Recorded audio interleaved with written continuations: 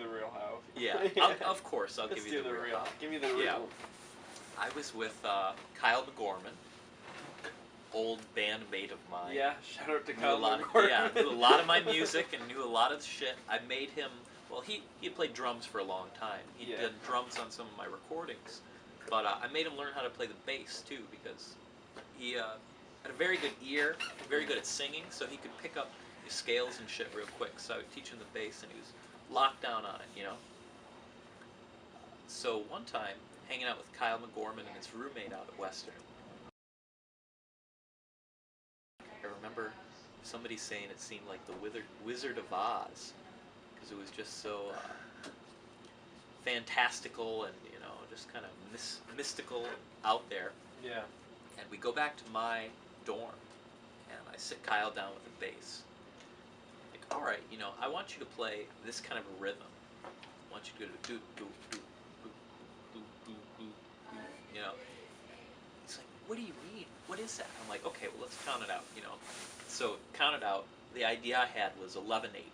So then you can say, okay, well, that's the time. You know, figure out the subdivisions from there. So with the opening riff, I just I had him playing the roots of the chords. I could figure shit out on top.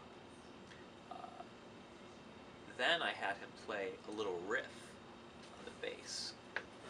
Do do do do do do do do do do do do do do. Actually, I think it was just a do do do do do do do. I said, okay, well, let's count that. Well, it turns out it's also 11, just 11/4. It's longer.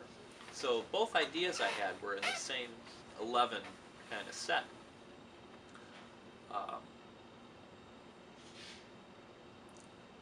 And then,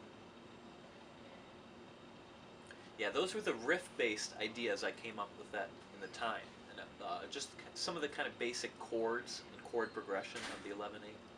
Dun dun dun dun dun dun dun dun dun dun. I had those chords in my head then. But when I finally put it together with a full band, people who actually kind of knew what they were doing, that's when I started saying, like, okay, we'll do it this many times. You'll play this time. You'll play this time. You come in here. You come in there. I'll come in here. You know, all that kind of nonsense. And all the little parts in between were just getting them to become more well-versed with different styles. So I'd have them play an Afro-Cuban for the 3/4, to work on 2 and 3 at the same time, 3/2 polyrhythm. Da da da da da do da do da do. But the drums are doing.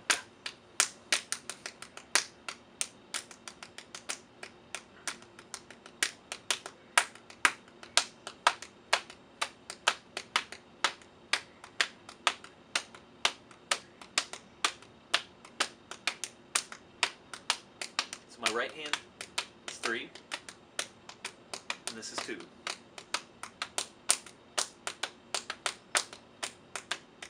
Right?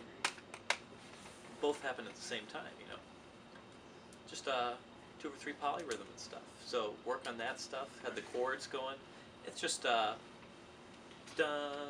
chord, same chords, just kind of slower. And eventually, you know, that's when I would sit down with Josh and work out little harmonies, little things to add. You know, each time add a little something more to give it more interest. And then back into the 11/8, that's when we added the little riff over 11/8. That took me a while to write, but because that wasn't even the recording. Yeah, all that. And then Josh comes up with the harmony. Then it's when it goes to the riff-based one, the da da da da da da da. And after that, I just said, okay, well, you need something similar to complete the phrase and make it, you know, wrap around itself. So what I did was I kind of made another open-ended melody that would end on the dominant to get you back to 1. So it ends on A, which in the key of D minor is a 5, back to 1. And then we add some harmonies on top of it. Right. I know my dominance. Fucking hope so. Yeah. After that, Oh, there's the 6/5 or whatever it is. Yeah, yeah. It's the same kind of chords, but you just start on a different scale degree. Okay.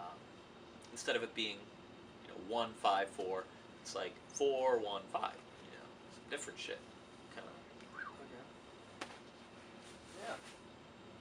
Oh. And then because I had Josh on guitar, I knew he could handle a ripping solo over very complex chord changes.